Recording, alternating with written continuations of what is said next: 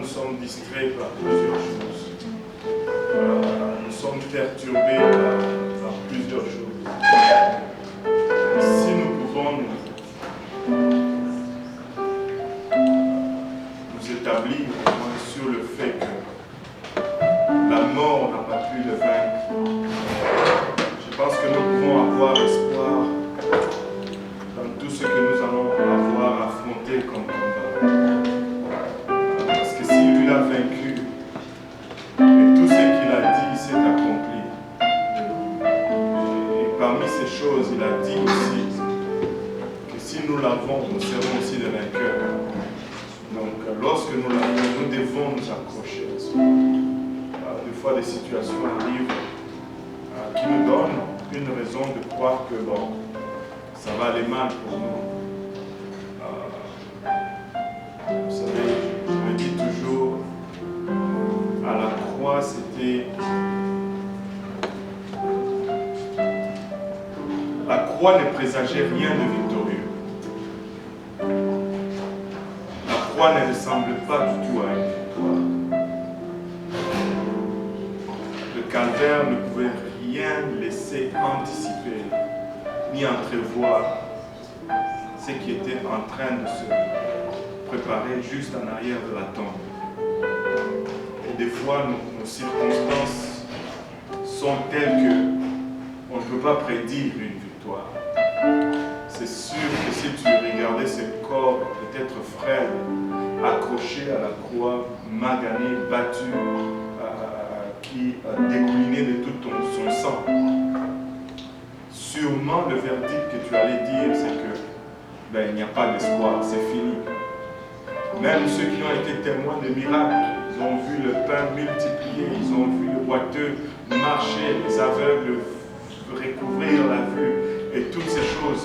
Mais lorsqu'ils ont vu cette scène, ils sont tous éparpillés. Ils sont tous désespérés. Mais bien que la croix semblait être une défaite totale, laissez-moi vous dire, c'est le moment le plus puissant de toute l'histoire de l'humanité. C'est là où les choses les plus profondes à ce qui concerne l'homme ont été restaurées. On ne peut pas juste se limiter à nos circonstances et voir notre situation et dire « Waouh, nous sommes sûrement en train de perdre, c'est un échec. » Vous savez, la croix ressemblait vraiment beaucoup à cela. Mais 3 jours seulement après la croix, la chanson était différente. 3 jours après la croix, tout a été bouleversé. Ne laissez pas les circonstances déterminer, alléluia, votre croyance. Que votre croyance ne soit déterminée seulement et seulement par la nature du Dieu Tout-Puissant. Ce n'est pas à cause de ce qu'on vit, ce n'est pas à cause de ce qu'on est ou à cause de ce qu'on traverse, mais tout est à cause de ce qu'il est. Et il est le contrôle de temps et des circonstances. Et il est au contrôle de toutes choses, même de ta vie qui semble un désastre. Il est au contrôle. Même de tes moments les plus difficiles, où tu sembles des fois que Dieu n'est même plus dans l'univers. Il est là. Il est au contrôle. Amen. Il est ressuscité. Quand on chante la mort ne peut retenir, laisse-moi vous dire, quoi de plus puissant que la mort? C'est quand la mort te tient, c'est fini pour nous. La maladie n'est pas plus puissante que la mort. Les situations financières ne sont pas plus puissantes que la mort. À la mort, c'est la fin. Mais si la mort n'a pu retenir, que tes circonstances, pense que come on, guys. Je ne sais pas comment vous le dire, mais essayez de voir un peu l'image. Essayez de vous l'imaginer un peu. La mort n'a pas pu retenir. C'est ce que je ressens quand on chante cette chanson. C'est que rien ne peut retenir. C'est que rien ne peut m'arrêter. C'est que je veux marcher un pas à la fois. Même si deux fois je me ressens de prendre mon pied et de le mettre en avant, et de prendre l'autre, de le mettre en avant, mais je vais avancer quand même.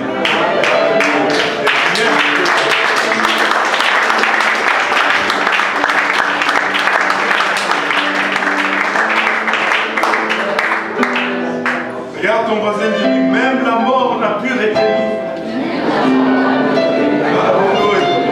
Maintenant, dis à ce voisin-là qui t'a dit ça, alors ne laisse rien retenir. Ne laisse rien retenir. Vous savez, c'est seulement à la fin que la Bible nous dit même la mort est vaincue. C'est notre dernier ennemi. C'est notre dernier ennemi. C'est la chose que nous craignons le plus. Même ça n'a pas pu avoir la victoire. Changez votre visage. Faites un peu comme ça. Parce que pour le moment, vous êtes genre...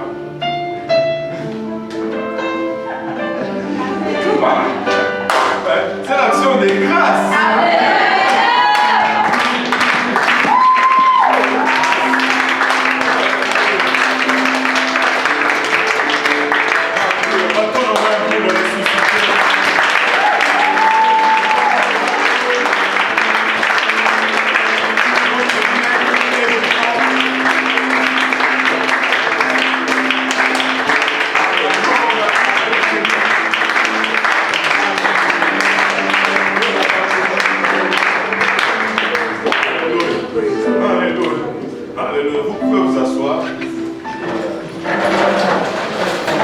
Bienvenue dans la maison du Seigneur en ce lundi de l'action de grâce. Est-ce qu'il y a quelqu'un qui s'est plaint hier? Avouez. Personne ne s'est plaint. Palinda s'est plaint. Ah, Doris, toi aussi. Même l'action de grâce. Ok. C'est pas facile, hein? Il faut se battre. Hein? Bon, donc, on ne va pas se plaindre encore aujourd'hui, c'est l'action de grâce. Amen. Alléluia. Gloire au nom de Jésus. Est-ce qu'on a des visiteurs qui sont là pour la première fois aujourd'hui? Il me semble que non. Oh, Marciana, oui, elle, c'est la première fois. Marciani.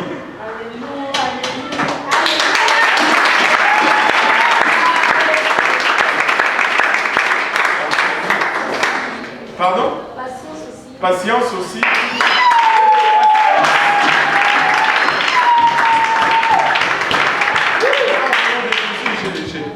Je me battais encore avec le visage, mais là, ça s'est replacé. Hein? Où est les grâces? Avec la patience, on obtient la grâce. Alléluia. Gloire au nom de Jésus. Et bienvenue à tous également.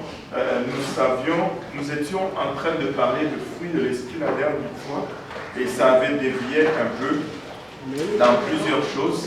Et aujourd'hui, on va essayer de rester un peu dans le cadre de notre étude, quoique c'était bon aussi la fois passée. On a appris beaucoup de choses, et même des choses qu'on connaissait déjà, mais on les a réaffirmées. Amen. Maintenant, nous étions dans Galates 5, nous avions commencé par les œuvres de la chair, qui était Galates 5, 19, et aujourd'hui, nous allons parler un peu des fruits de l'esprit. Amen. Donc, on va un peu arrêter d'être charnel, et on va être un peu spirituel aujourd'hui. Alléluia. Oh boy. Et nous avons vu comment toutes ces choses qui sont listées dans Galates 5, 19 jusqu'au verset 21, la Bible nous dit que si nous commettons ces choses, nous n'allons pas hériter le royaume des cieux. Nous n'allons pas aller au ciel, en d'autres termes. Et c'est très simple et c'est très direct. Donc, il ne dit pas, je ne sais pas s'il y a quelque chose qui m'a sauté aux yeux après. Est-ce qu'on peut le relire juste avant d'aller plus loin? Galates 5, 19, je veux juste vous partager quelque chose. Parce que des fois, vous savez, nous avons une tendance à... Lisons d'abord Galates 5, 19. Quelqu'un? Or, les œuvres de la chair sont manifestes. Ce sont l'impudicité, l'impureté, la dissolution, l'idolâtrie, la magie, les inimicités, les querelles, les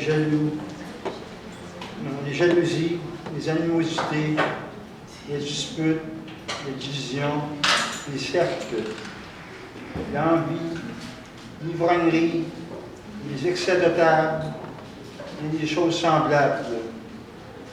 Je vous dis d'avance, comme je l'ai déjà dit, que ceux qui commettent de telles choses n'hériteront point le royaume de Dieu. Voilà. Et quelque chose qui m'a frappé, parce que nous avons cette tendance à chercher juste ce que nous ne devons pas faire. Nous avons cette tendance à dire, est-ce que si je fais ceci, est-ce que c'est un péché ou ce n'est pas un péché? Et nous avons tendance à vouloir avoir une liste exhaustive des choses que nous ne devons pas faire et nous limiter à ne pas le faire. Ça, ce n'est pas l'esprit dans lequel nous allons servir. Et si nous avançons vers Dieu avec cet esprit, nous allons échouer. Ce n'est pas qu'est-ce que je ne dois pas faire pour aller au ciel. C'est plutôt qu'est-ce que je dois faire pour montrer à Dieu que je l'aime. Amen. Regardez, le mot qui me frappe ici, c'est qu'il dit au verset 21, les meurtres, l'ivrognerie, les excès de table, et il dit, et les choses semblables. Donc des choses qui ressemblent à cette liste. Cette liste n'est pas une liste exhaustive. On ne peut pas dire, bon, ça ne se trouve pas dans Galates 5, 19, donc je suis correct si je le fais. Il y a aussi les choses semblables, des choses qui ressemblent à ceci, des choses qui avoisinent ceci. Nous ne devons pas les faire. Donc, c'est très important, non seulement d'identifier des choses, mais d'établir des principes. Et vivre selon les principes, non selon des listes désignées de choses à faire ou à ne pas faire. Maintenant, nous allons aller dans l'esprit. Galates 5, 22, à partir du verset 22. Mais le fruit de l'esprit. Mais le fruit de l'esprit. C'est l'amour, la joie, la paix, la patience, la bonté, la bénignité, la fidélité, la douceur, la tempérance. La loi n'est pas contre ces choses. Il me semble qu'on avait fait le fruit de l'esprit aussi. C'était à l'est. Ok. On avait... ça c'était dans le don de l'esprit, pas le fruit de l'esprit, parce que c'est deux choses différentes. Je pense qu'on en a... Je ne sais pas, je suis entre plusieurs études. Des fois, je confonds qu'est-ce que j'ai enseigné ou à qui. Je ne sais pas si... Parce que je viens de penser à la bénignité. On avait parlé de la bénignité ici. Et j'avais demandé qu'est-ce que ça veut dire. Et on a parlé du cancer. Un cancer qui est bénin, c'est cette capacité. On avait parlé de ça. Là, ça c'est merci. On avait parlé de cette aptitude à ne pas faire le mal. Nous ne devons pas faire le mal l'un à l'autre. Vous savez, si tu veux ne pas faire le mal à quelqu'un, il faut que tu le fasses par exprès. Si tu vas être bénin, tu vas l'être par exprès. C'est-à-dire, tu vas être intentionnel à ne pas faire le mal à quelqu'un. Je ne sais pas si ça semble comme si ce n'est pas encore entré là. Ça veut dire, tu ne dois pas juste te laisser aller à ta nature. Parce que si tu te laisses aller à ta nature, tu ne vas pas être bénin. Tu ne vas pas avoir la bénignité. Il faut le faire intentionnellement. Oh boy, je viens de perdre. C'est pas très clair. C'est-à-dire, ce que je veux dire, c'est ceci. Par notre nature, nous n'allons pas faire le bien tout seul. Parce que nous avons une nature corrompue, une nature déchue. C'est-à-dire, si je vais faire le bien, il faut que je sois intentionnel. Il faut que je le décide et que je force ma nature. Nous devons nous appliquer à faire les bonnes œuvres. Je pense que c'est Galates ou Éphésiens qui dit s'appliquer à faire les bonnes œuvres. Et il y a un effort intentionnel à faire le bien. Amen. La bénignité, c'est quelque chose sur lequel on passe très vite. Des fois, on va avoir une parole déplacée. Et ce n'est pas bénin. Des fois, on va blaguer, mais ce n'est pas bénin. Des fois, on va avoir des attitudes qui ne sont pas bénin, mais qui causent de mal aux autres. Ça, c'est quelque chose sur lequel on doit faire un peu plus d'efforts que d'habitude, en général. Cette aptitude à être bénin. J'aime la bénignité. La fidélité, la douceur, la tempérance, et la loi n'est pas contre ces choses. L'autre chose qu'on avait souligné, c'est que, je ne sais pas si vous avez remarqué, ça dit le fruit de l'esprit, ça ne dit pas les fruits de l'esprit. Ce n'est pas une liste de différentes choses, mais c'est plutôt un aspect d'un seul fruit. C'est un seul fruit qui produit toutes ces choses. Qu'est-ce que cela met comme aspiration ou comme direction vis-à-vis de nous? C'est que ça nous dit, c'est que je ne peux pas me dire, bon, moi j'ai la patience, bon, la douceur, ben, c'est pas mon truc et je suis correct. Non, non, non, non. Je dois développer tous les aspects de la fruit, si je vais, du fruit, si je veux dire, j'ai le fruit. Amen. Je dois développer tous les aspects du fruit. Et avoir le fruit va produire tout ceci. Je ne peux pas dire, je suis, pour moi, ça c'est pas pour moi. Non, c'est pour tout le monde. Parce que l'esprit peut produire tous ces aspects du même fruit. Tu ne peux pas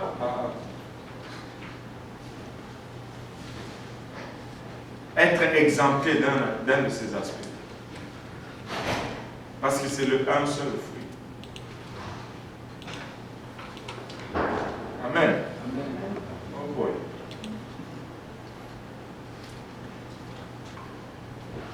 S'il y a une question là-dessus. Oui, je sentais que ça ne passait pas quelque part. C'est pas par rapport vraiment, c'est par rapport à la bénédiction. C'est que des fois, on va avoir par rapport à certains gestes, ça va être peut-être mal vu selon les différentes cultures. Donc comment... Oui, par rapport à différentes cultures, des fois, il y a des choses qui sont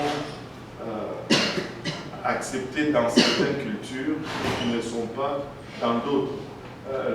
La réponse à ça, c'est que je ne veux tout simplement pas être une pierre d'achoppement, parce que quand Dieu me sauve, et la parole de Dieu, au fait, vient au-dessus de toute culture.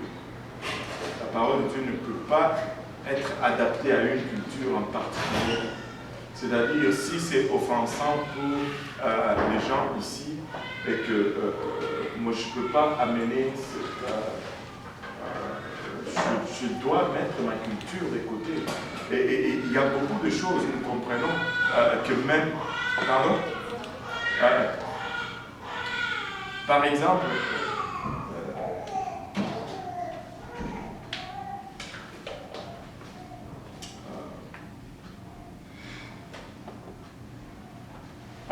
dans ma culture, il y a des coutumes d'abord, avant de chercher quelque chose qui est offensant dans une culture et qui ne l'est pas dans une autre culture. Par exemple, faire un renvoi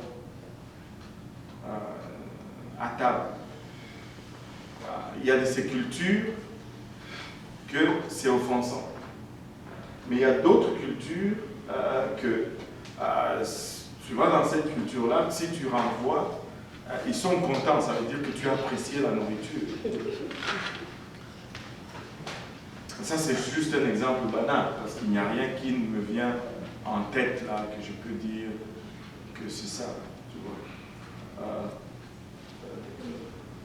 Par exemple, si tu as une culture, si tu dis à quelqu'un qui est plus âgé que toi, si tu l'appelles tonton, monsieur, c'est mal vu, et à d'autres cultures, c'est bien vu.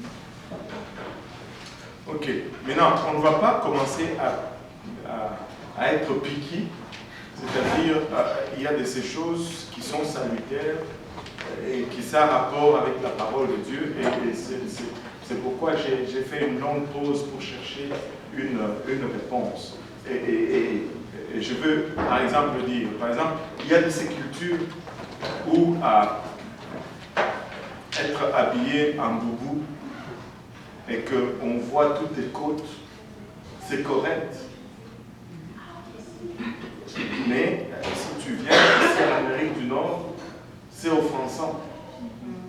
Je me rappelle, une fois j'étais à New York, au terminus de New York, il y avait un groupe d'Africains, ils étaient habillés traditionnels, là, avec les queues de cheval dans les mains, tu vois les trucs là qu'ils font. Toutes sortes, vraiment là, en plein New York, pieds nus. Mais alors, ils devaient monter dans l'autobus. Il y a des files pour monter dans l'autobus. Maintenant, à leur tour de monter dans l'autobus, bon, il fallait qu'ils fassent leur cérémonie, il fallait qu'ils tournent autour de l'autobus et puis secouent sa queue de cheval, machin.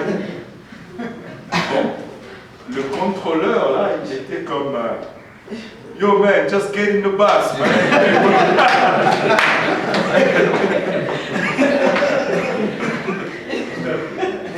Juste un exemple, par exemple au Cameroun, quand un adulte vient, les enfants doivent systématiquement se lever.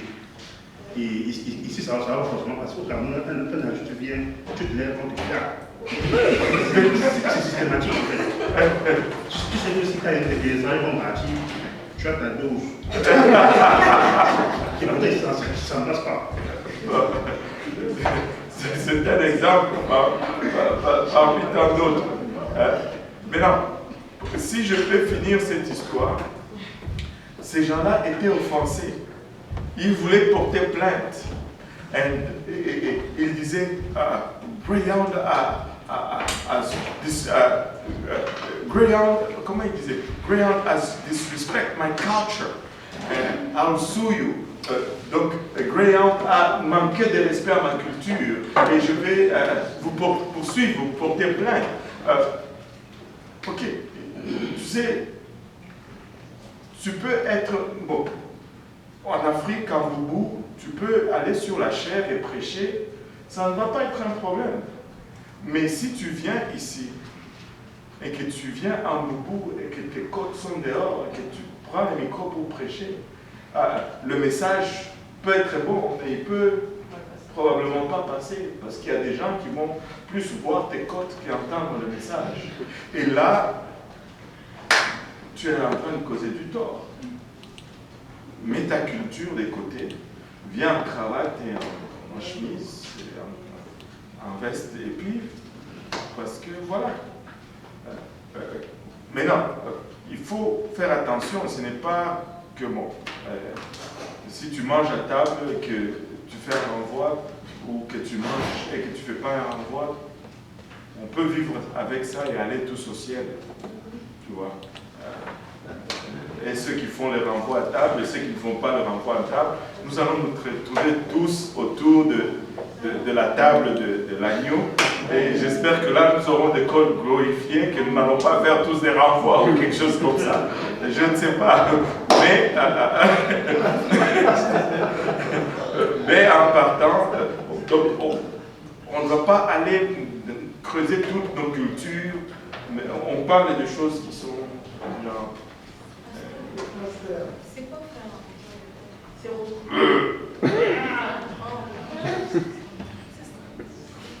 Il y a de ces cultures où quand on te sert à manger, si tu n'as pas fait ça, ben, tu n'as pas bien mangé, tu n'as pas apprécié la nourriture. Et quand tu manges et que tu fais ça, waouh! Et d'autre part, si tu fais ça, c'est pas poli. Il faut que tu le fasses et que tu couvres ta bouche et que tu essaies de le contenir parce que ça indispose les gens, c'est pas poli. Bon. Mais c'est pas de cela qu'il est question ici. Mais cela ne veut pas dire que vous vous laissez aller maintenant à faire des renvois partout. Essayez juste de ne pas offenser quelqu'un, c'est correct. Moi je trouve que c'est correct parce que puisqu'on a une coutume, si c'est bon, on va en laisser, si c'est bon, on les laisse. Ah mais c'est ce que je vois. Mon professeur, qui ne parlait même pas de la parole de Dieu, il disait, hey, il faut savoir cacher ses origines. Il dit, ce n'est pas parce que dans ton village, on mange un manioc trempé dans l'eau à 10h15 chaque matin, que tu vas t'amener en ville avec un manioc trempé pour le manger à 10h15. Il faut que tu caches tes origines quelque part. Tu vois, c'est simple. On ne veut pas gaspiller trop de temps là-dessus. On veut être bénin. On veut, tu sais, tu veux faire... Écoutez, c'est dans notre avantage. Quand tu es bénin, tu es apprécié par les autres. Et ça te fait du bien par les autres. Ça nous retourne toujours. Ça nous retourne toujours. Ça vaut la peine de faire ces efforts-là pour être agréable parce que ça nous rapporte toujours. Et laissez-moi vous dire ceci. Non seulement ça nous rapporte à nous, mais ça rapporte même à nos enfants. Même si vous n'en avez pas maintenant, laissez-moi vous dire, si vous êtes bien avec les gens, vous traitez bien les gens, même lorsque vous ne serez pas là, ils vont se souvenir de vos enfants. Ils vont se souvenir de vos enfants. Je ne sais pas pourquoi je dis ça, mais je descends juste de le dire. Amen. Donc on va avancer un peu aujourd'hui. On va parler de la beauté de la sanctification. La sanctification, c'est beau. La sanctification, c'est beau. Il y a une histoire qui s'est passée dernièrement. Je ne me rappelle plus c'est qui. Je parlais avec quelqu'un il y a une semaine ou deux qui me disait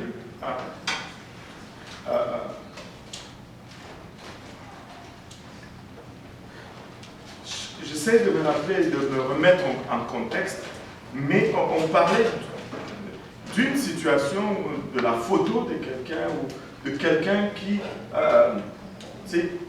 quand on la voyait avant d'appliquer les standards de sanctification, alors que la personne utilisait tous les arsenals mondains qu'il y a à l'extérieur, et elle avait l'air plus âgée, plus vieille. Mais quand toutes ces choses étaient enlevées, on dirait qu'elle était devenue plus jeune. Avez-vous déjà remarqué ceci? Quand quelqu'un se maquille, il a l'air plus vieille. Quand quelqu'un ne se maquille pas, elle a l'air jeune. Est-ce que c'est moi seul ou j'ai raison? Nous sommes tous d'accord là-dessus? Oh boy, on me piège là. Est-ce que nous sommes tous d'accord là-dessus? Est-ce qu'on est unanime là-dessus? Bon, maintenant, est-ce qu'il y a quelqu'un qui aime être vieille? Non. Alors pourquoi est-ce que vous trouvez logique que lorsque vous commencez à pratiquer la sanctification, on vous dise que vous paraissez vieille et puis vous le croyez?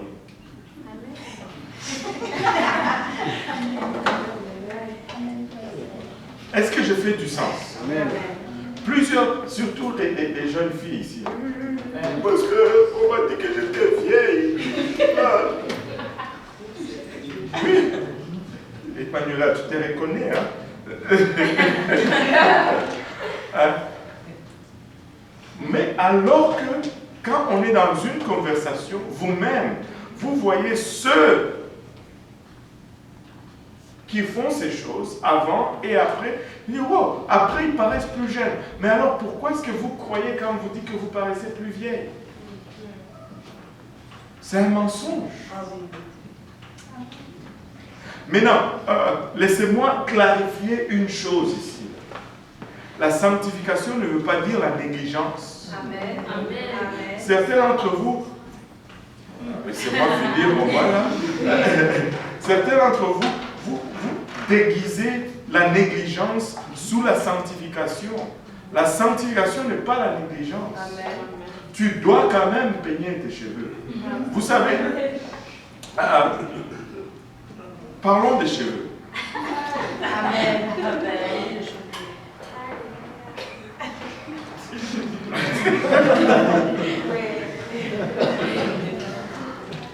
Les cheveux, il n'y a que les chrétiens qui ignorent que les cheveux de femmes cachent une puissance. Alors que la Bible nous enseigne que les cheveux des femmes, c'est puissant. Amen. La Bible nous dit dans le livre de Corinthiens que la femme ne doit pas ni couper, ni raser. Vous savez, il utilise les deux termes, et couper, et raser. Couper, ça veut dire juste tailler là. Raser, ça veut dire tout enlever. Oui, ça veut dire ne pas couper les bouts. Amen. C'était ça la question. Mais, oui. Mais si par exemple, tu avais décrit tes cheveux, et là après, comme il est venu à l'église, il a dit que c'est mieux de rester dans ce rêve-là, c'est comme en processus. Tu sais, moi j'ai toujours l'habitude de dire qu'il faut des fois assumer les conséquences de ses fautes. Parce que pourquoi on doit couper, c'est juste parce qu'on n'est pas assez patient. Si tu es assez patient, le processus va se faire tout seul. Et je l'ai observé. Certains d'entre vous sont là, elles peuvent témoigner. Elles ont laissé leurs cheveux. Et si tu le laisses même avec un cœur humble, que tu ne te plains pas, tu sais, Dieu va transformer tes cheveux. Certains d'entre vous, vous ne pouvez pas expliquer comment vos cheveux sont devenus naturels.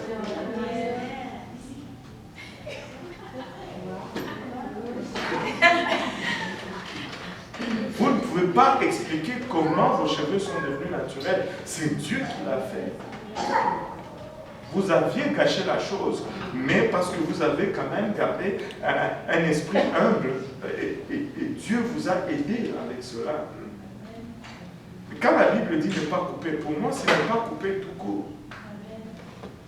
Je ne veux pas chercher à dire, ben, et si, et quand. Si on commence à faire ça avec ça, on va peut-être aussi dire, bon, ok, si je crois que je suis dans le désert, je ne veux pas me baptiser aussi parce que l'eau est rare. Si tu y vis, c'est qu'il y a de l'eau.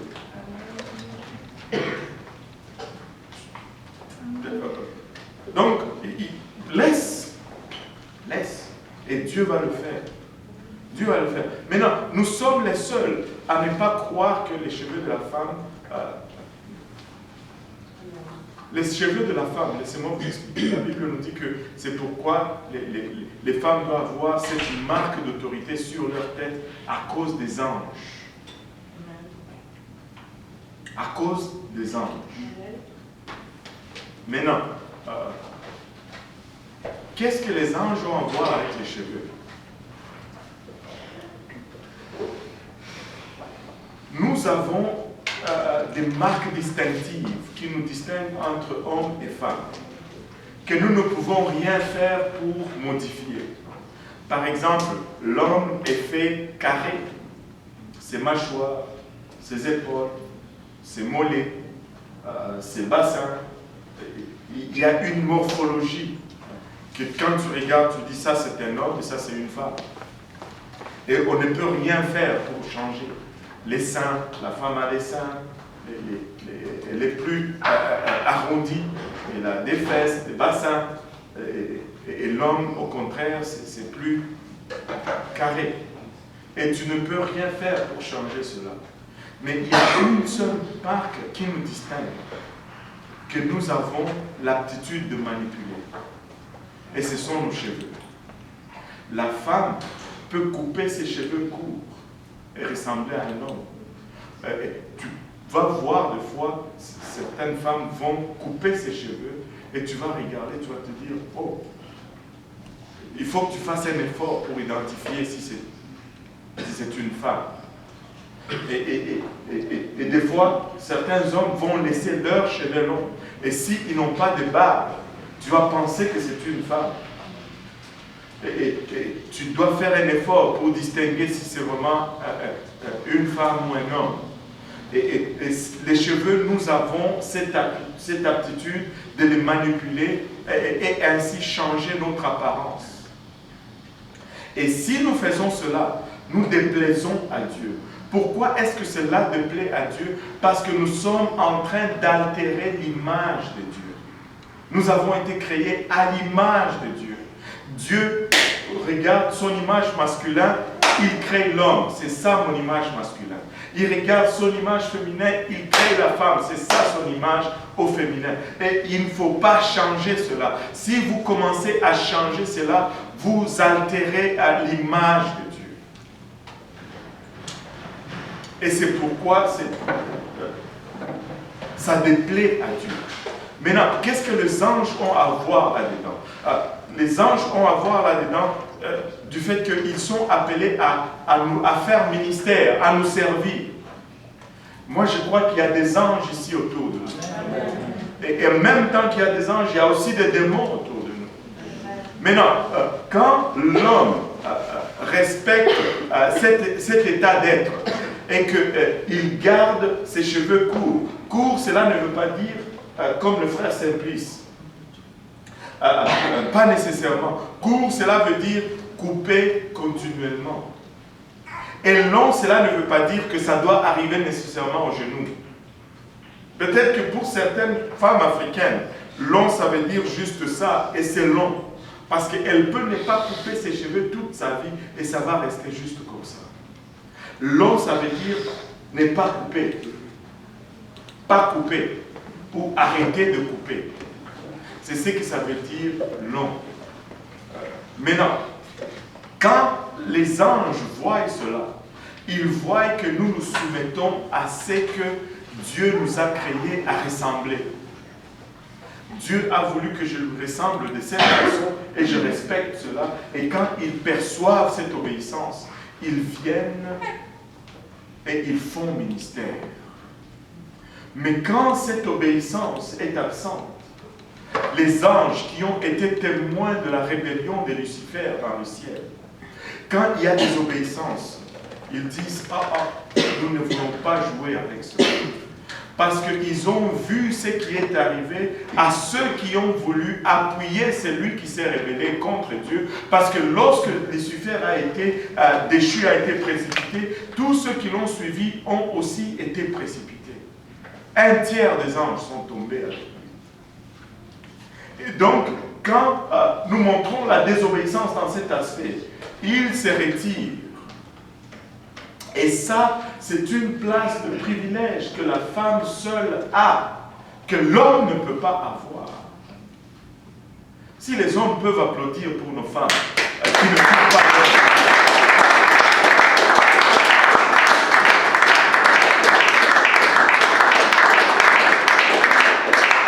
parce que ça fait intervenir une présence angélique dans nos églises, dans nos maisons, dans nos quartiers, dans nos écoles, quand nous avons des femmes soumises qui montrent cette obéissance.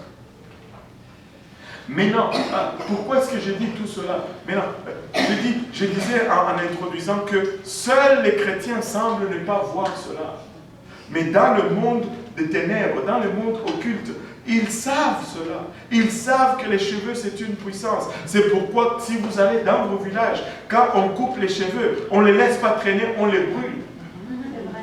Et dans les salons de coiffure, des fois, ils proposent de couper les pointes comme ça. Là. Et ils les gardent. On doit leur dire non. Non, si tu vas dans le salon de coiffure, on te dit couper le point, tu sors de là. Coupe pas mes cheveux. Enfin, si tu es une femme, coupe pas mes cheveux. Mais coupe, les ciseaux ne doivent pas entrer dans tes cheveux. Oui, c'est vrai. Bon, maintenant que tu le sais,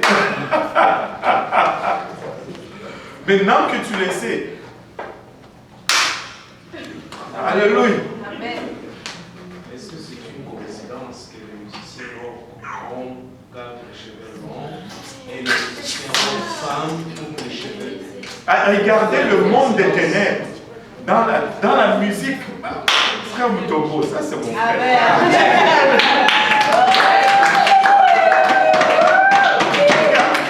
Dans le monde, ceux qui font vraiment l'occultisme ouvertement, les musiciens rock, tous les hommes, ils ont des longs cheveux. C'est un signe de rébellion. C'est une rébellion contre Dieu. Et les femmes coupent les cheveux.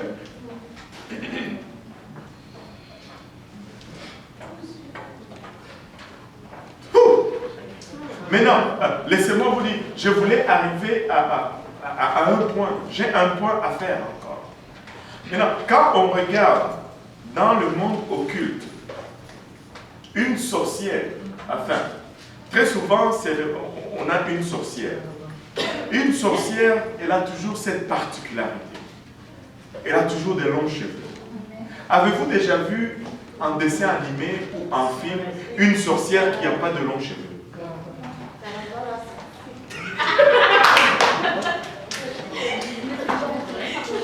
Il y en a maintenant. Les sorcières aux courts cheveux. Non. Hein? Aux longs cheveux. Toutes, elles ont de longs cheveux. Mais maintenant, pourquoi pensez-vous qu'elles ont de longs cheveux? Parce que le long cheveu symbolise la puissance. Maintenant, l'autre particularité, c'est que ces longs cheveux sont toujours décoiffés. Avez-vous déjà vu une sorcière qui a les cheveux bien peignés? Oui. Maintenant, si nous allons faire la différence, je vais fermer ma boucle maintenant. Un enfant de Dieu doit peigner ses cheveux. Tu ne sors pas les cheveux ou les bourriffés. Écoute, on ne va pas faire la différence entre la sorcière et la sainte. Oh, vous ne peignez pas vos cheveux. Écoute, moi je sais voir quand les peignés ne sont pas peignés, quand les cheveux ne sont pas peignés et quand ils le sont. Mais vous n'allez pas me dire que vous ne savez pas la différence entre les cheveux peignés et les cheveux non peignés quand même. Mais les cheveux des Africains. Ça dépend de qui. Oui. Oh. Les cheveux des Africains, moi seulement il fait comme ça. Arrêtez. Mais c'est vrai, pasteur, c'est vrai. Arrêtez, je suis africain quand même. Tu fais seulement des gestions comme ça, t'as pas de Non, mais c'est en ordre. Ouais, c'est ça, c'est ça. Ok, il y a cela que pour peigner ça prend 30 minutes. Il y a cela que pour peigner ça prend 5 minutes. Mais quand même, quand c'est des peignés là, on est d'accord que c'est des peignés. Décoiffés ou peu importe. Écoutez, même des peignés, je vois certains d'entre vous qui entrez ici, j'ai envie de vous dire, écoute, rentre un peu. Vous voulez qu'on parle, on va parler.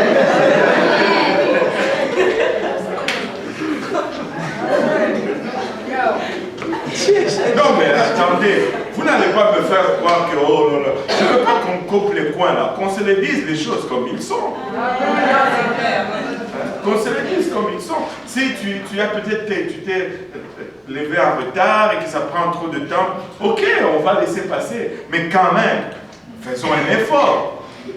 La sanctification ne veut pas dire la négligence. C'est le point que je veux faire. Oui, Emmanuel. Si quelqu'un a les cheveux afro et qu'il laisse juste comme ça, est-ce que ça veut dire que c'est pas beau? Qu'est-ce que ça veut dire laisser les cheveux afro comme ça? Même les cheveux afro, quand c'est peigné, tu sais quand c'est peigné. Quand c'est pas peigné, c'est genre rasta. Mais ça, c'est vrai. Je suis africain quand même, ne me racontez pas, n'essayez pas.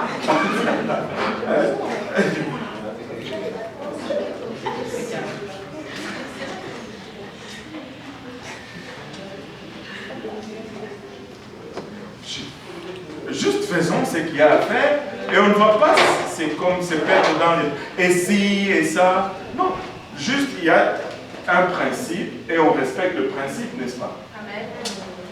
Que ça prend 5 minutes, que ça prend 30 minutes. Je sais que pour certaines sœurs, tu rentres le peigne.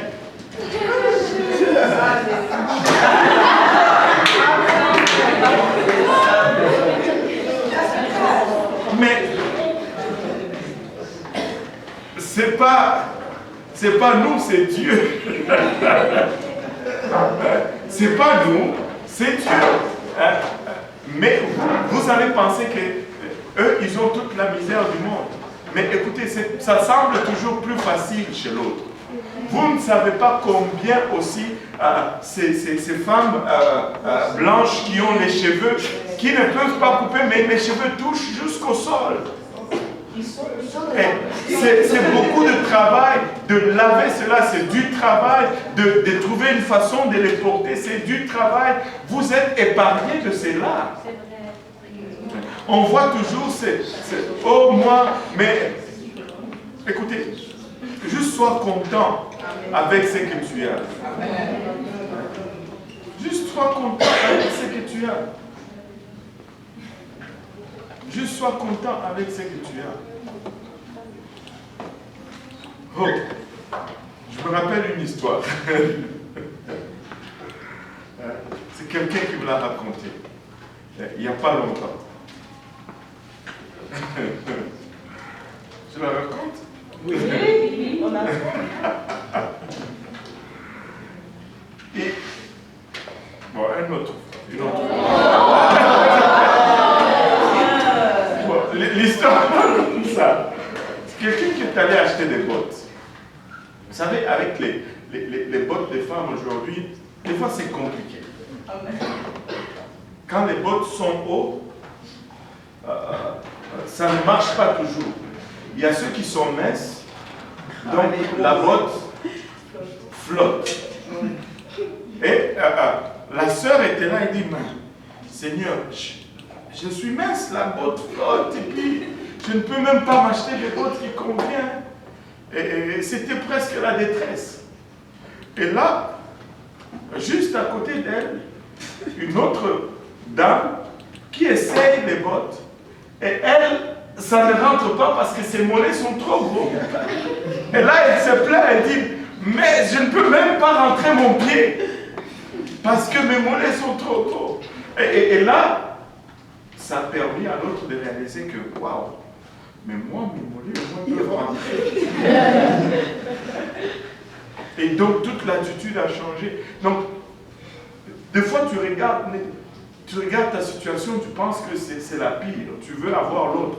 Mais quand on va te donner l'autre, tu vas te dire, ok, non, redonnez-moi la mienne. Et juste sois content avec ce que tu as et ce que tu es. Écoutez, il faut que tu t'aimes. Parce que c'est le corps que Dieu t'a aimé, t'a donné plutôt. Et si tu... Des fois, nous ne sommes pas conscients de ce que nous démontrons comme attitude ou prise de position, en fait. Quand tu te plains trop sur toi-même, tu es en train, en fait, de dire à Dieu qu'il n'a pas fait un bon travail. Sois content. Tu sais, ceux qui sont trop clairs, c'est plein qui sont trop clairs. Ceux qui sont foncés, c'est plein qui sont foncés. Il y en a qui... personne n'est content. Nous soyons seulement contents. Alléluia. Et finalement,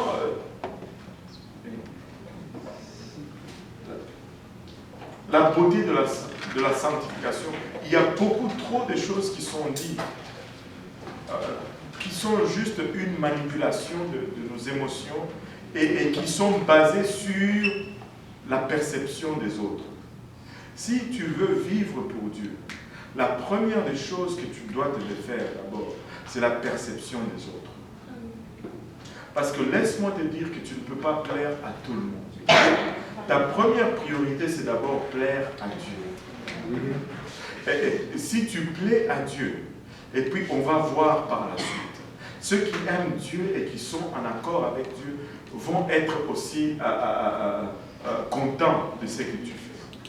Mais si tu plais à Dieu et que les gens ne sont pas contents, tu ne dois pas trop te soucier parce que, au fond, dès le départ, ils n'aiment pas vraiment Dieu, même s'ils prétendent le contraire.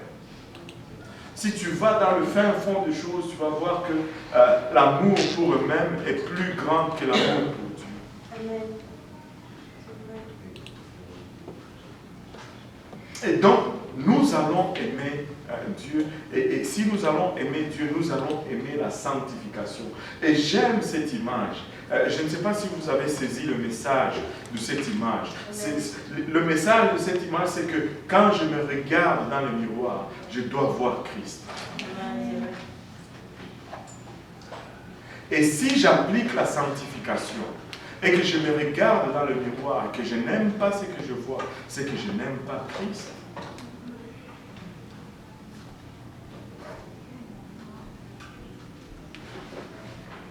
C'est pourquoi je vous dis, quand tu fais un effort pour plaire à Dieu, et que les gens n'aiment pas cela, c'est qu'ils n'aiment pas ce qu'ils sont en train de voir. Ils sont en train de voir Christ et ils disent non.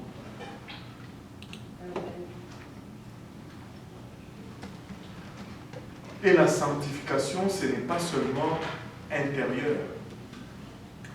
La sanctification concerne les trois aspects de notre être, le corps, l'âme et l'esprit.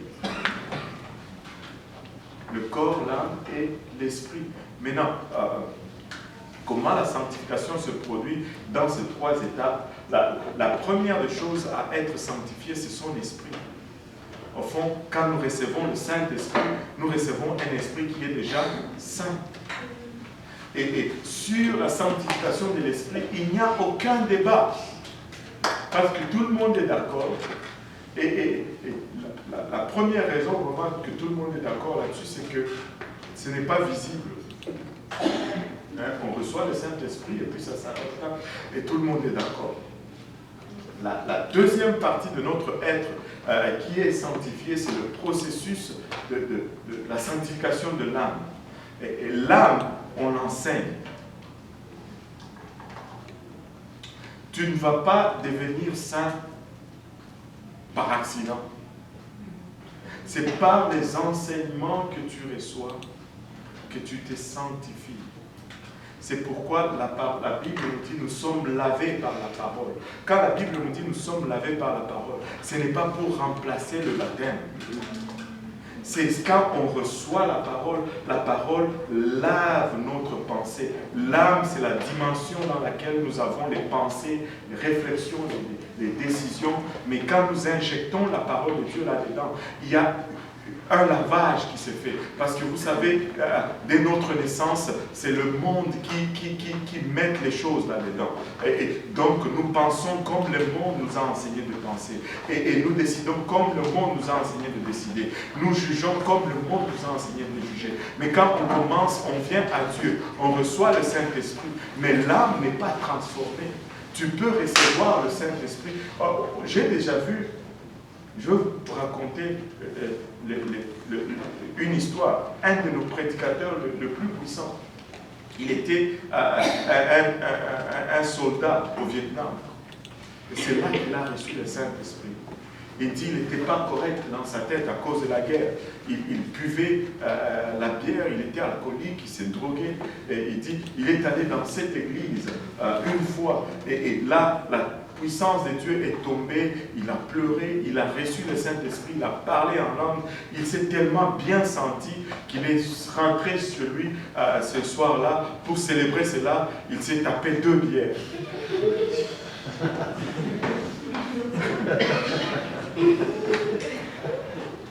Son esprit était sanctifié. Mais il a décidé selon son intelligence, selon ce qu'il connaissait. Mais après, il dit quand il a appris que l'alcool n'était pas bon, mais il a laissé l'alcool. L'esprit, tu sais, tu peux, écoutez, tu peux être baptisé aujourd'hui, rempli du Saint-Esprit, tu parles en langue et tu sors dehors.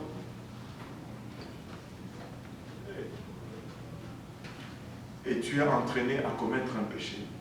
Pourquoi? Parce que ton âme a besoin de travail. C'est pourquoi nous avons des études bibliques. C'est pour travailler sur l'âme. Et vous savez quoi? Les chrétiens qui y arrivent, ce sont ceux-là qui participent aux enseignements.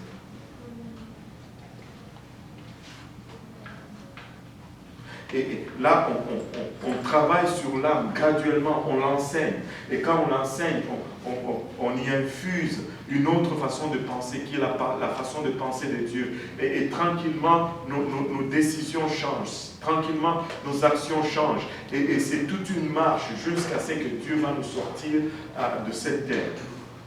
Mais ce qui se passe dans l'âme va être traduit dans le corps. Les décisions vont être visibles. Et non seulement dans les corps, mais dans nos attitudes. Vous savez, quand l'intérieur est changé, notre discours change. Il y a ces mots que certains d'entre vous prononcez quand vous êtes arrivés à l'église. Aujourd'hui, vous avez honte de prononcer ces mots. Vous parlez différemment. Pourquoi? Il y a un processus, mais c'est une sanctification qui est visible, qui est aussi extérieure. Ce qui est extérieur, ce n'est pas seulement les vêtements.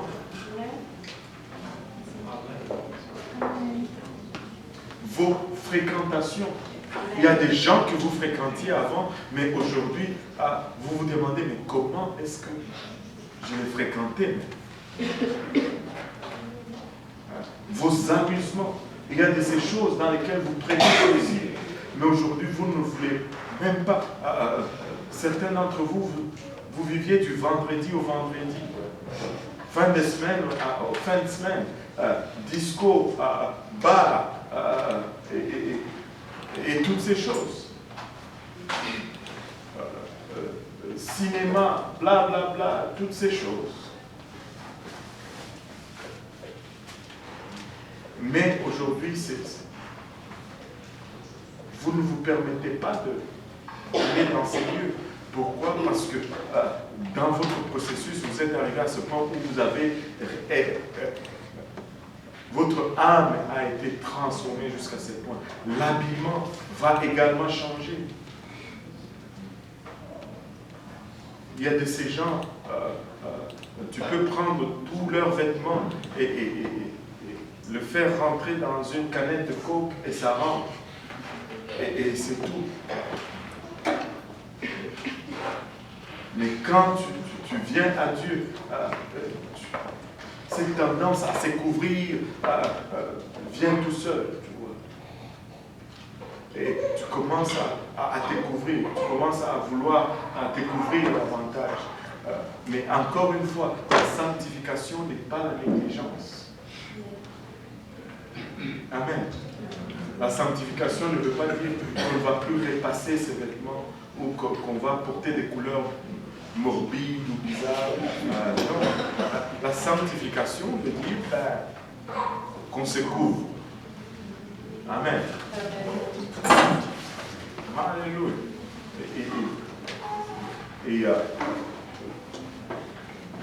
Et quand il y a une transformation à l'intérieur, la transformation va sortir à l'intérieur.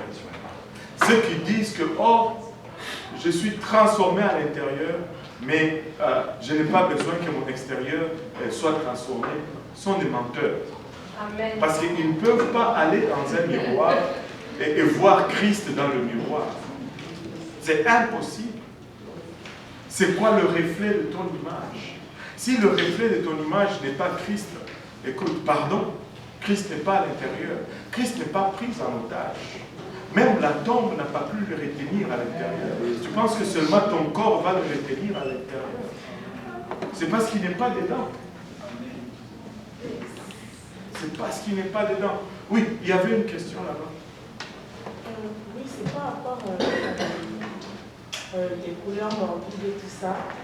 Je me demandais, les sanctifier aussi, c'est non pas attirer le regard. Et je me disais, par rapport aux couleurs, qu'est-ce que ça veut dire, les couleurs morbides ou tout ça? Écoute, tu sais, je ne veux pas rentrer dans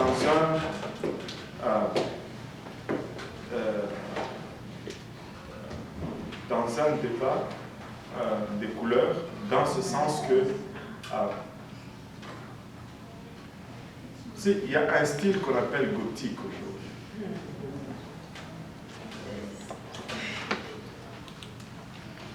Vous savez ce que c'est? Allô? Ne devenez pas silencieux maintenant sur moi. Mais il y a un esprit en arrière de tout cela. Ce n'est pas juste un style. Parce que des fois, nous avons tendance à prendre juste ce qu'il y a dans le monde et juste écrire Jésus dessus. Et puis, bon, voilà, c'est ça. Alors c'est correct. Non, c'est pas correct. Est-ce que c'est conforme et ça va dans le même esprit? C'est quoi l'esprit en arrière de tout ça?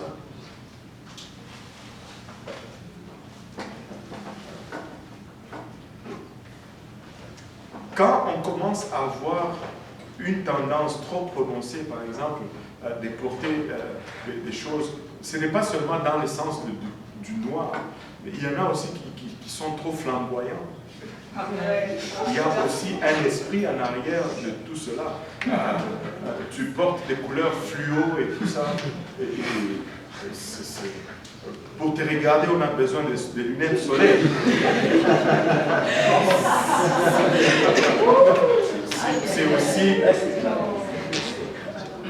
C'est aussi l'autre extrême. Maintenant, tu peux porter des couleurs.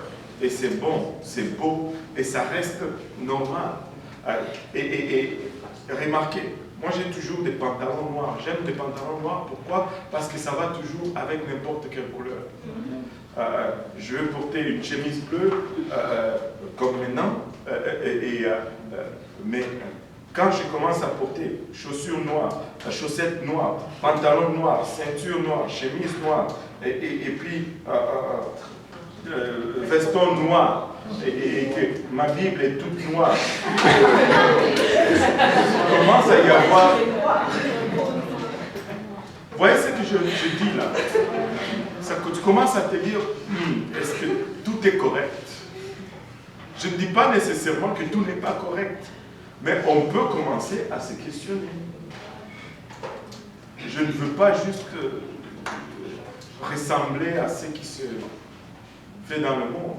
Maintenant, si tu vas de l'autre côté aussi, tu portes des pantalons, je ne sais pas, rose, bonbon ou citron, quelque chose comme ça, et c'est flamboyant.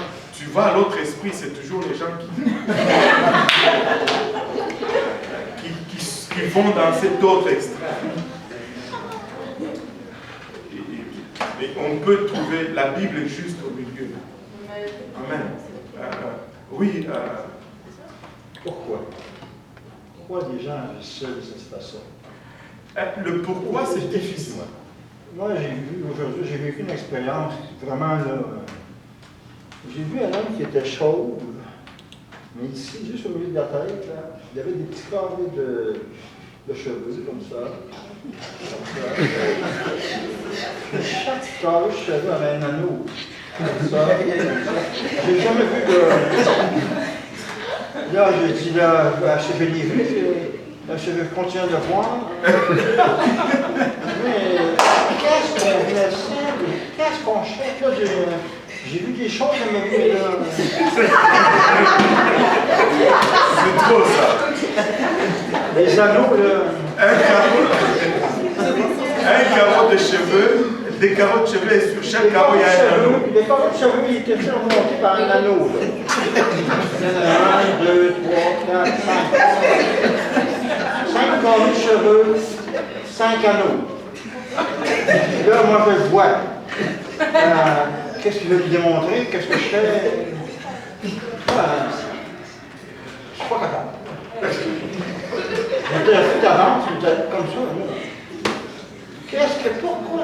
Qu'est-ce qu'on peut démontrer? Je suis... Le truc, c'est que... Le truc, c'est que il y a une fois, ce qui était spirituel était caché. C'était fait subtilement. Mais aujourd'hui, de nos jours, les spirituels se manifestent ouvertement. Et ça, c'est presque dans tous les âges. Vous savez, il y a de ces choses qui se faisaient dans le secret. Mais ce monde spirituel s'exprime sur la place publique aujourd'hui. Tu sais, l'homosexualité, on ne veut pas le voir publiquement. Mais aujourd'hui, c'était une honte, mais aujourd'hui, on dit ça, c'est une fierté.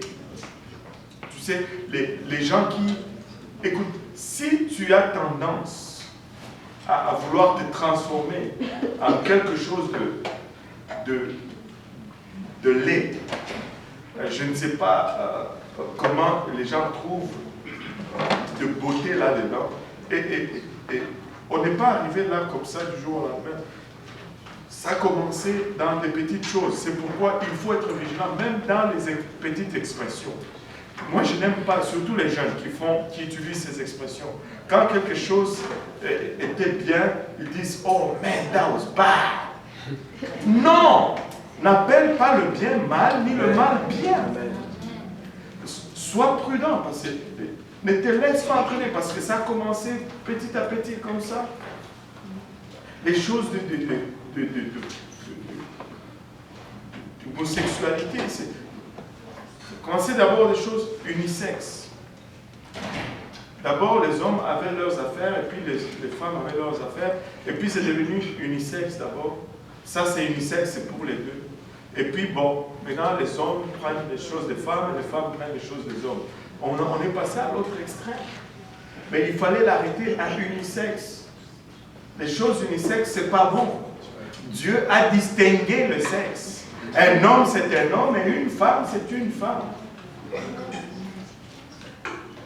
C'est quoi unisexe? Ça n'a pas de sens. Ça n'a pas de sens. Maintenant, et le mal, maintenant, il y a des gens, ça va loin. Il y a des gens qui se font des opérations, qui se mettent des silicones ici pour avoir des corps.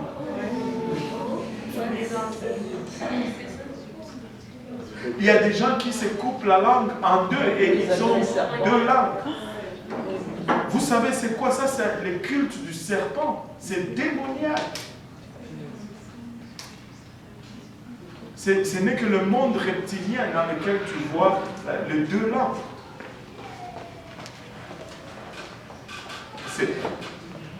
C'est toutes les expressions des esprits, mais qui deviennent maintenant publiques. Les gens, vous savez,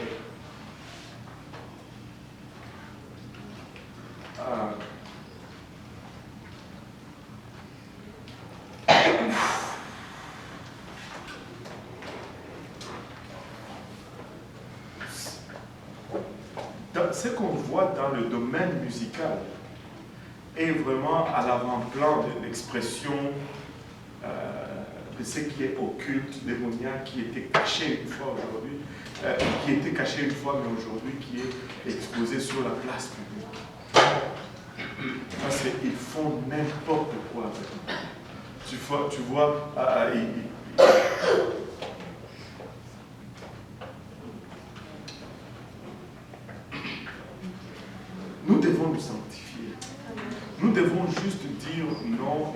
radical. Pourquoi est-ce que nous avons un problème à être radical alors que le monde démoniaque est radical? Et si tu veux survivre, il faut que tu sois radical.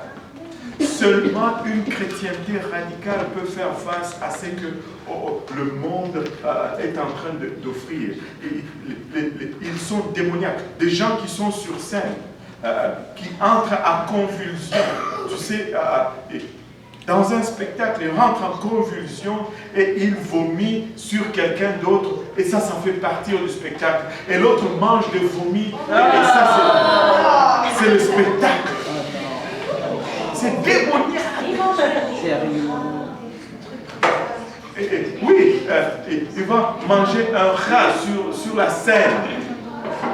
Les plus démoniaques, c'est les gens sont en transe. Et vous voulez que nous prêchions encore moins? Ce n'est pas une petite prière, notre Père, qui va le faire. C'est le parler en langue intense à l'autre extrémité qui va y arriver. C'est la sanctification et le dépouillement total qui va arriver à faire face. Ne blaguez pas avec ces choses. Ne blaguez pas avec ces choses. Ne blaguez pas avec ces choses. Nous ne pouvons pas adoucir le ton. Le diable n'adoucit pas le ton. Si tu veux adoucir le ton, tu vas te faire avoir sans problème. Sans problème. Nous devons être extrêmes. Je suis fanatique de Jésus. Et là, on m'appelle fanatique, c'est un problème. Mais quand je suis fanatique du Canadien, ce n'est pas un problème. Je suis fanatique de Jésus, mais je n'ai pas un problème. On va dire les Canadian fans, et c'est correct. Mais quand tu dis Jesus fans, ça ce n'est pas correct. Non, je suis fanatique de Jésus-Christ. Oui. Par exemple, il y a des chansons avec des paroles comme la chrétienne, mais tu vois que la personne qui chante la chanson n'est pas comme sanctifiée. C'est une ligne qui est très mince. C'est une ligne qui est très mince. Il y a de ces chansons que moi je n'écoute pas du tout. Même si ça a des paroles chrétiennes, même si ceux qui chantent, ils disent qu'ils sont chrétiens, moi je ne les écoute pas du tout. Bien sûr, c'est difficile à faire la part des choses parce que l'industrie de la musique est tellement corrompue. Savez-vous qu'il y a de ces chansons, soi-disant chrétiens, qui sont enregistrées dans des studios avec des artistes homosexuels?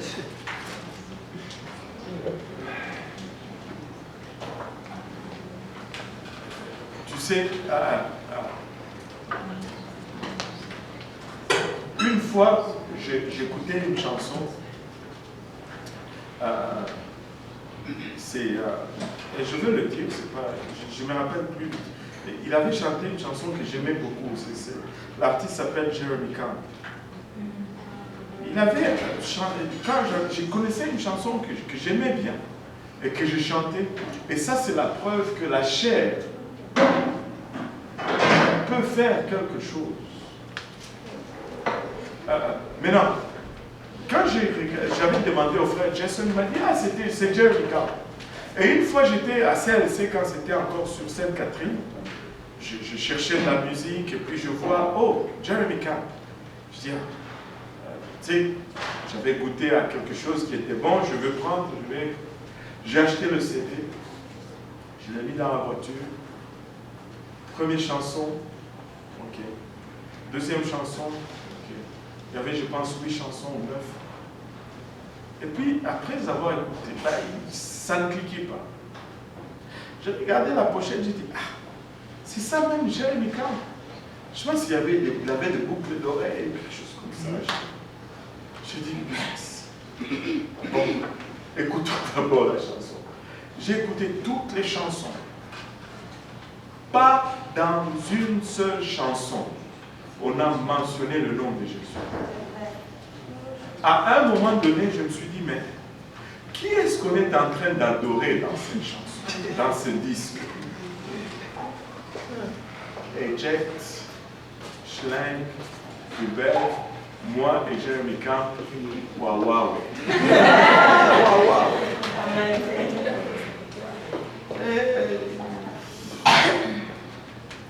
Il y a un autre que moi, je n'écoute plus et je ne veux plus acheter. C'est, comment il s'appelle? Ils sont. Hein? Ils sont. Non, pas ils sont. Israël. Ouais. Quoi? Israël, comment? Bon, moi je ne veux plus l'acheter. Vous savez pourquoi?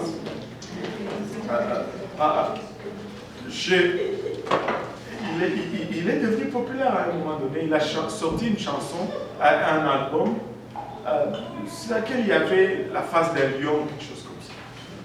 Maintenant, c'est l'imagerie qu'il y avait sur cet album. J'étais sur CLC, j'ai regardé la pochette, je regarde toutes les photos, mais je regarde ces choristes, une de ces choristes, littéralement, sur la scène, fait avec la main les signes des cornes, les signes satanistes de Lucifer. Les deux doigts du milieu réunis avec le pouce et les deux, l'index et l'auriculaire en haut. Ça, c'est... Hey! Huawei! Écoute, peut-être que il n'y a rien, c'est une offensive, peut-être. Mais moi, je conscient. Je ne veux pas prendre des chances avec certaines choses. Si Dieu me montre quelque chose, je réagis par rapport à ça. Maintenant, des fois, je vais écouter une chanson, je vais dire, waouh, c'est bon, c'est de qui ça? On va me dire, ouais, c'est Israël quelque chose. Je me dis, ah, bon, ok. Si la chanson joue, là, je ne veux pas sortir de la voiture.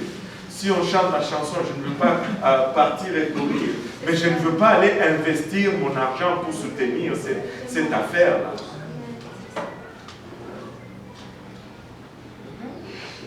Je ne suis pas maniaque, je ne suis pas parano. Je ne veux pas dire, je ne veux plus chanter parce que lui, il a chanté. Tu sais, il a peut-être chanté aussi Amazing Grace dans un de ses albums. Je ne veux pas refuser de chanter Amazing Grace parce que tel l'a chanté. Mais je dois mettre mon argent pour soutenir son produit. Aussi simple que ça. Tu vas voir.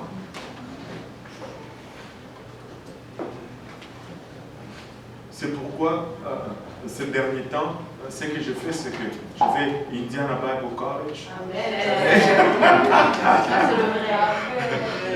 Et je cherche les apostles, ceux qui sont un peu sanctifiés. Bon, ils sont... C'est bottom line. C'est comme... Bon, je vais écouter les chansons, mais... c'est sûr que ce n'est pas la doctrine que je vais prêcher. Je n'achète pas leurs disques, mais je ne peux pas dire que je les ai regardés pour dire que bon, j'ai vu ça et que je peux pointer ça. Et je sais qu'ils sont questionnables quand je regarde juste leur apparence. C'est pourquoi des fois je refuse même de regarder les vidéoclips parce que tu vas écouter une chanson, tu te sens bien, mais quand tu regardes la vidéoclip, tu te dis mais c'est quoi ça? C'est pas la même chose. Ça ne correspond pas. Ça ne correspond pas du tout. Et ça devient plus du entertainment. Je ne comprends même pas pourquoi on doit faire des vidéoclips. Parce que si c'est une adoration, pourquoi faire des vidéoclips? Qu'est-ce que la vidéoclip amène comme valeur dans l'adoration? Rien, si ce n'est entertainment, value only. Est-ce que dans ce cas que comme le concept du concert, vu que le concert c'est entertainment, pourquoi Moi, je n'ai jamais vu Montre-moi dans la Bible le concept de concert. Ça c'est mon opinion et je tiens dur comme fer là-dessus. Un concert,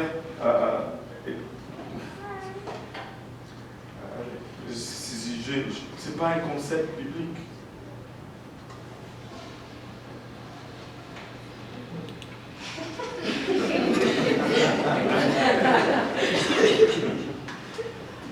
Oui.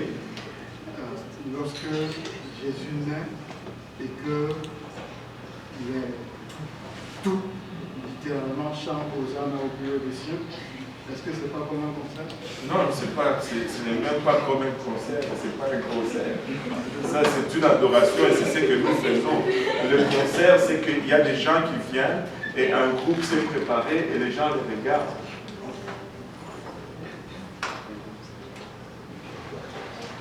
Le concept de concert, c'est qu'il y a déjà un groupe pour regarder. Et en plus, on va faire payer pour entrer. Oui, à propos de la certification et l'habillement, est-ce qu'une fille doit faire du sport ou bien ne doit pas faire du sport? Je n'ai pas compris la question. Est-ce qu'une fille doit faire du sport ou ne doit pas faire du sport?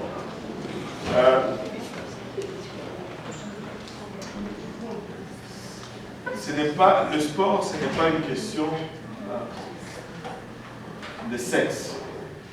Ça n'a rien à voir avec le sexe. Une fille, si elle veut, ce n'est pas une question de doit ou ne doit pas. Si elle veut faire du sport, elle peut faire du sport. Et le sport n'est pas une obligation. Ce n'est pas une nécessité vitale.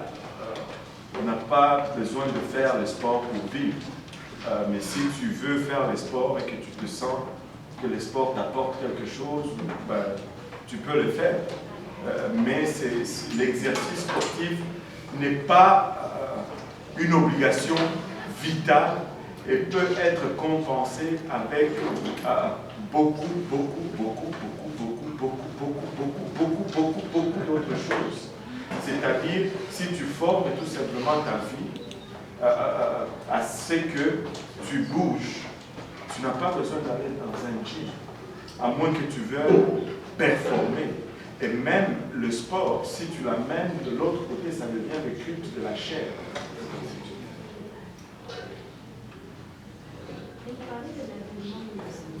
Oui, parce que l'habillement, c'est la question, c'est qu'à propos de la sanctification de l'habillement, est-ce qu'une fille peut faire le sport? Alors il faut qu'on détermine d'abord la validité du sport. Si tu me dis, est-ce que, à propos de l'obésité, est-ce que quelqu'un peut manger? Oui, je vais te démontrer la validité de la nourriture. On doit manger pour vivre. Et non vivre pour manger. Et quand tu vis pour manger, ça fait un problème. Maintenant, quand on regarde le domaine du sport, le sport, ce n'est pas vital.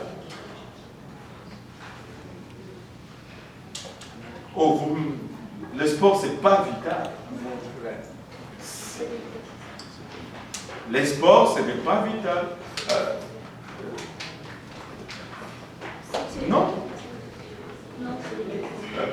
Écoute, c'est que l'organisme demande, c'est que tu bouges. C'est-à-dire, quand tu rentres par exemple à l'école, au lieu de prendre l'ascenseur, prends les marches, prends les escaliers, va faire juste une marche au parc et retourne. Ce n'est pas que tu dois nécessairement t'enregistrer dans une équipe, ce n'est pas vital. Je n'ai pas besoin de m'enregistrer dans l'équipe de soccer de Ville-Saint-Laurent, dans le club pas club Med, le club Nautilus de tel. Ce n'est pas vital. Je dois parce que la question de l'habillement, c'est que quand tu dois faire un sport conventionnel, il y a un code vestimentaire qui vient avec. Mais pourquoi compromettre mon code vestimentaire pour quelque chose qui n'est pas vital, que je peux compenser par autre chose? Oui. 1 Timothée 4.8 nous dit quoi? Exerce-toi la piété. Exerce-toi la piété. L'exercice corporel est utile à peu de choses. Et l'exercice corporel est utile à peu de choses. La piété est utile à tout. Alors que la piété est utile à tout. Écoute, c'est un débat parce que le truc c'est quoi? La chose c'est que la première des choses, c'est d'abord définir ce que je veux. Ok? À quoi j'aspire? Après, par rapport à cela, prendre les décisions qui s'imposent pour que je puisse atteindre mon aspiration. Parce que la vie chrétienne, la parole de Dieu, va venir en conflit avec beaucoup d'aspirations sociales ou juste mondaines, quotidiennes de tous les jours. Maintenant, c'est là où je dis, tu dois, d'abord, la première des choses, c'est que j'établis la nécessité de l'activité ou de la chose. Si ce n'est pas vital, on en convient que ça devient juste des choix personnels pour un plaisir ou un choix de vie. Et si c'est cela, ben, c'est ta responsabilité. Tu vois. Avant d'arriver là, il y avait une question ici. Oui, c'est par rapport au sport. Mais comme il dit, c'est Dieu qui nous a donné l'intelligence. Ici, on est bon dans le sport. Puis, oui. Je n'ai pas dit que faire du sport c'est péché. Il faut bien le comprendre. Et si on dit que c'est Dieu qui nous a donné l'intelligence, ce n'est pas le bon argument. Ok? Parce que c'est Dieu aussi qui nous a donné l'intelligence, mais on utilise cette intelligence pour faire des armes et les gens s'entretuent avec. C'est cette même intelligence qui produit toutes ces choses. Donc la justification, très souvent que les gens donnent, que c'est Dieu qui a donné l'intelligence, alors si on a fait cela, c'est bon. Non, ce n'est pas tout ce qu'on a fait avec l'intelligence qui est bon. Ça, c'est une première partie. Maintenant, si tu es bon dans un sport et que tu aimes ce sport, ça t'appartient à toi de l'appliquer. Maintenant, si ce sport que tu veux appliquer entre en contradiction avec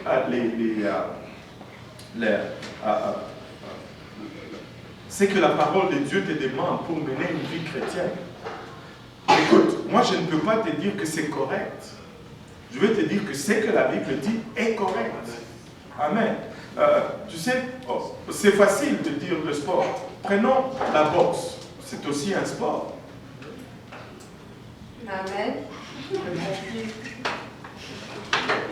Des gens qui sont torse nus et qui se tapochent dessus. Mais nous ne trouvons pas ça correct. Pourquoi? Parce que nous voyons le dégât de cela sur notre physique tout de suite. Et nous avons, et ça c'est notre problème, nous avons toujours tendance à ignorer le dégât moral et émotionnel que quelque chose va nous causer parce que ce n'est pas visible tout de suite. Celui qui fait la boxe et qui a les dégâts moraux n'est pas mieux, plutôt physique et mental, n'est pas plus pire que celui qui joue au tennis, par exemple, et qui montre ses fesses devant la foule, tout le monde. Moralement, elle subit aussi des dommages. Parce que ces dommages, nous ne pouvons pas les voir et les mesurer. Nous disons c'est correct. Mais regardez maintenant les conséquences de leur vie.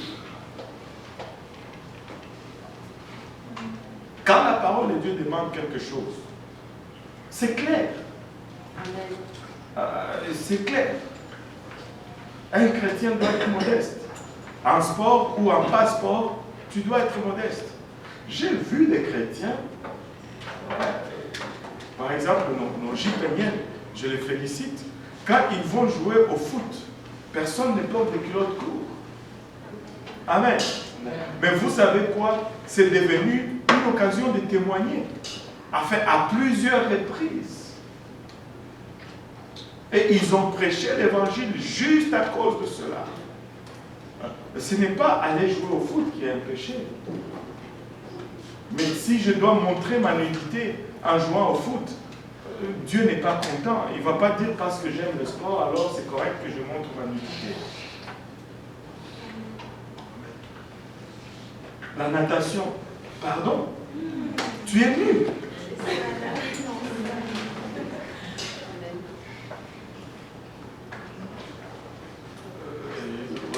Je vous montre les extrêmes et vous trouvez la mesure au milieu et pratiquez cela. Oui. Mais par exemple, à l'école, Ça, c'est un autre aspect des choses. Vous savez que par notre ignorance, par notre propre abdication de nos droits, nous donnons aux écoles plus de pouvoir qu'ils en ont besoin. Tu peux refuser. Amen. C'est faux. Tu vas aux normes Écoutez, pourquoi est-ce que les musulmans, ils vont revendiquer, ils vont faire leur sport avec leur foulard à la tête, et c'est seulement vous les chrétiens que vous ne pouvez rien revendiquer? Il faut arrêter ces jeux-là. Eux, ils sont prêts à avoir un zéro pour leur affaire, et c'est pourquoi ça marche. Et il faut que quelqu'un accepte d'avoir un zéro à un moment donné pour que ça marche aussi.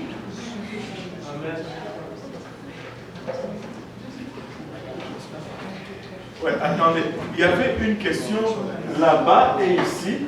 Je n'ai pas oublié, mais je vais d'abord commencer ici.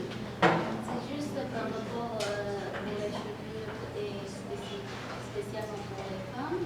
Dans 1 Timothée 2, il est dit que les femmes ne doivent pas faire des tresses. Donc, est-ce qu'il parle avec des tresses des cheveux de la personne d'habitat ou ils ne doivent pas rajouter des tresses? Il y a des c'est littéralement rajouté. Et ça, c'est une faiblesse de notre vocabulaire. Parce que quand tu vas dans l'ancienne version, je pense que tu as le King James, tu as le King James You have the King James Version, c'est quelqu'un, il dit littéralement le mot qu'on devrait lire là-dedans. Ce n'est pas broder des cheveux et non tressé.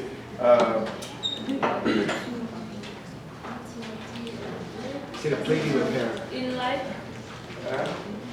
like manner also, that women adorn themselves in modest apparel, with shamefacedness and sobriety, not with broided hair, or gold or pearls. Voilà, ça c'est brodé. Il y a une différence entre brodé et tressé. Le brodage. Qu'est-ce qui ont fait le brodage à l'école? Ça remonte à l'ancienne époque. Le brodage, c'est quand on te donne une nappe, un tissu, et puis on te donne des fils de couleur. Et puis tu vas rajouter des mèches avec une aiguille dans les fils. Donc tu ajoutes d'autres matériels au matériel qui t'est déjà donné. C'est ça le brodage. Et les femmes romaines de l'époque avaient cette habitude d'ajouter des extensions dans leurs cheveux, qui étaient très souvent des fils, des minces fils qui ressemblaient alors et qui faisaient briller leurs chevelures. Et c'est de ça que Paul parle. Tu peux tisser tes cheveux, mais tu ne dois pas les broder. De toutes les façons. Qu'est-ce que ça veut dire tu peux tisser? Tresser. Avec ses propres cheveux. Oui, avec ses propres. Comme des rallonges. Parce que broder, ça veut dire justement ajouter. Voilà. Donc, n'ajoute rien. C'est mieux. N'ajoute rien. De toutes les façons. Oui. De toutes les façons, quand tu commences déjà ajouté ce qui n'était pas. Tu vas mentir quelqu'un.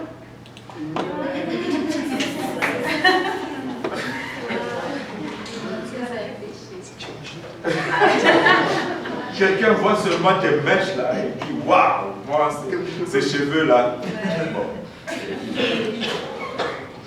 Et à part de ça, il y a ce que qui est une pratique courante, les cheveux humains. Surtout pas ça en plus. Surtout pas ça en plus. Parce que ces cheveux, leurs origines, c'est pas clean. Et ça provient des sacrifices et des cérémonies à des dieux païens. Et en plus, les cheveux, ce sont des cellules mortes. Les cheveux et les ongles, ce sont des cellules mortes. C'est comme ça que le corps se régénère. Les cellules qui meurent, ça sort par, comme cheveux, poils et machin. Voilà, il peut y avoir des contaminations à cause des cheveux humains que tu as utilisés. Moi, je ne veux pas porter les cellules mortes de quelqu'un d'autre. Synthétique. Ben, synthétique, c'est juste que c'est du faux. Techniquement, moi je vous dis techniquement, je ne... Tu sais, avant d'aller plus loin, et ceux qui m'ont suivi depuis toujours, avant je n'avais pas cette conviction. Et je l'enseignais, et ce que j'enseigne, c'est vraiment en toute honnêteté. Je n'avais pas cette conviction que les extensions étaient un problème. Parce que le concept de broided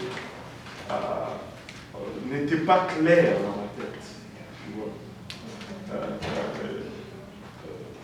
Mais plus j'avance, et plus j'analyse le mot broided, et même des fois, avant même d'en arriver à ça, il y a même la motivation. Il y a même la motivation. Vous savez, nous allons résoudre beaucoup de problèmes quand nous nous questionnons sincèrement nous-mêmes sur le pourquoi de ce que nous faisons, de pourquoi nous faisons ci et ça. Et ça va éliminer déjà beaucoup de choses importantes. Il y a plein de choses. Même, ce n'est pas juste une question de...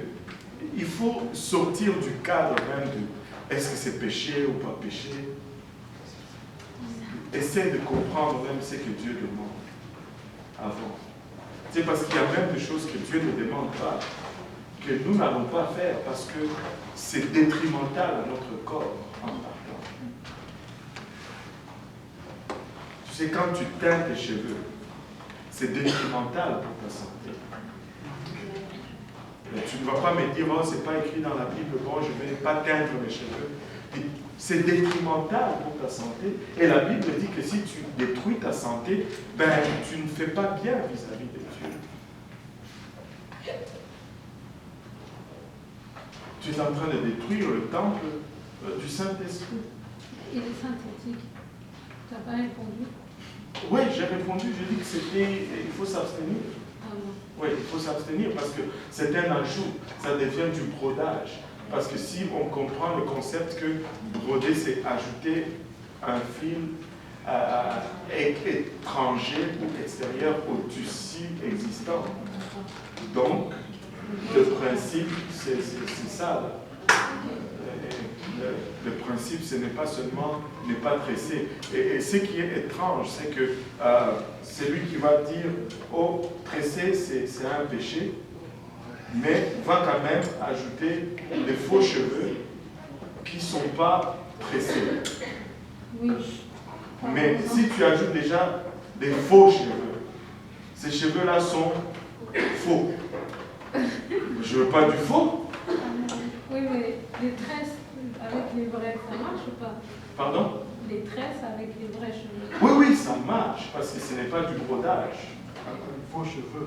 Oui, oui, les vrais cheveux, c'est ça. On veut s'éloigner de tout ce qui est faux, en fait. Éloigne-toi de ce qui est faux. Mais non, il y en a qui vont dire, oh, pasteur, t'exagères, c'est pas vraiment un péché. Et moi, bon, je veux le faire. Écoute, tout ce qu'on enseigne, c'est toujours avec un esprit de liberté. Pasteur ne viendra jamais mettre une arme sur la tête et te dire, ben, défais ses cheveux. Non, tu vas le faire à ta guise. Il n'y a pas de problème. Je sais que le problème, c'est tu prends un risque et tu assumes ta décision. Mais tu ne pourras pas dire, oh, pasteur, mais ne l'avait jamais dit. Moi, j'ai lu ce passage-là qui dit que si Dieu te donne un message à donner au peuple et que tu ne le donnes pas, et à cause de cela, le peuple périt, le sang de ce peuple est sur tes mains.